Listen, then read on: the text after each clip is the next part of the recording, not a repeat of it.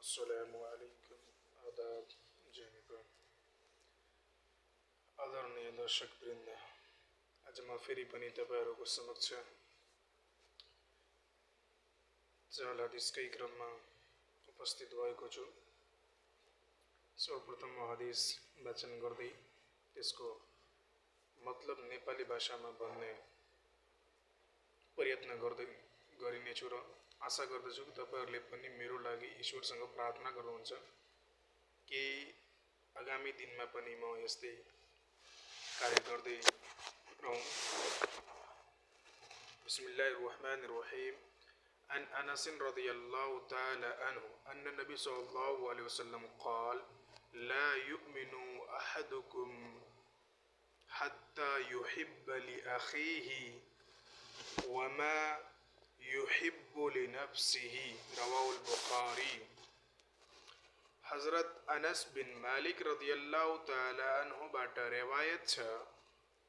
कि रसूलुल्लाह सल्लल्लाहु अलैहि वसल्लमले भन्नुभयो, तिमीहरू मध्ये कुनै पनि व्यक्ति पूर्ण मोमिन मुसलमान हुँदैन जबसम्म ऊ आफ्नो दाइ भाइको लागि त्यही मन पराउँदैन जो उसले आफ्नो लागि मन पराउँछ। यस हदिसको मतलबमा के भन्एको छ भने, हामी मध्ये कुनै पनि मानिस त्यति बेलासम्म पूर्ण मुमिन हुँदैन जबसम्म हामी आफ्ना लागि राम्रा राम्रा कुराहरूको बारेमा सोच्छौं, त्यसलाई मान्छौं र त्यसलाई मन पराउँछौं। नकारात्मक कार्यशैलीप्रति हामी निन्दा गर्छौं, त्यसलाई मन पराउँदैनौं र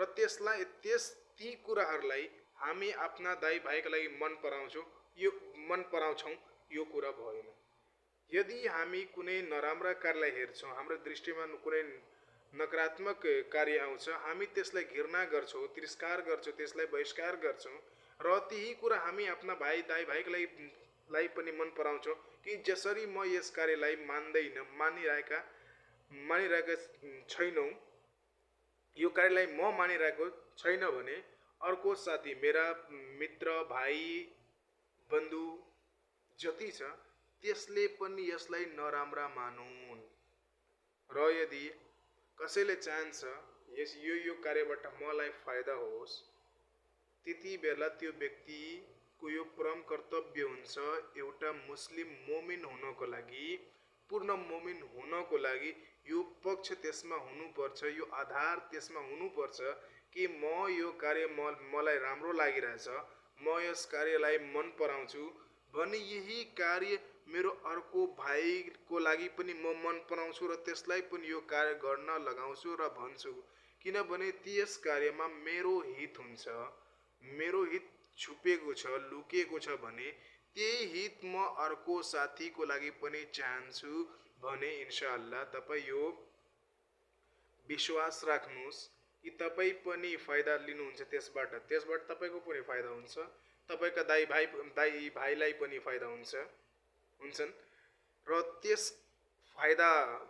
भएबाट यदि हामी कुनै कार्य गर्यो, हामीले आदेश दियौं हाम्रा दाइ भाइलाई, ए दाजुभाइ यो कार्य राम्रो छ गर्नुस्, म पनि गरिरहेछु, यो कार्य मलाई पनि अझै धेरै मन पराउँछ र तपाई पनि मन पराउनुस्, तपाई पनि गर्नुस्, त्यसले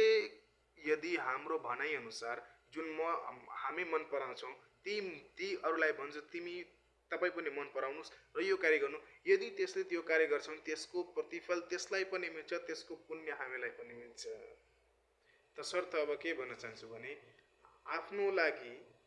हामी जे कुरा आफ्ना फाइदाका लागि मन पराउँछौं त्यही आफ्ना दाजु भाइको लागि पनि मन पराउनु पर्यो,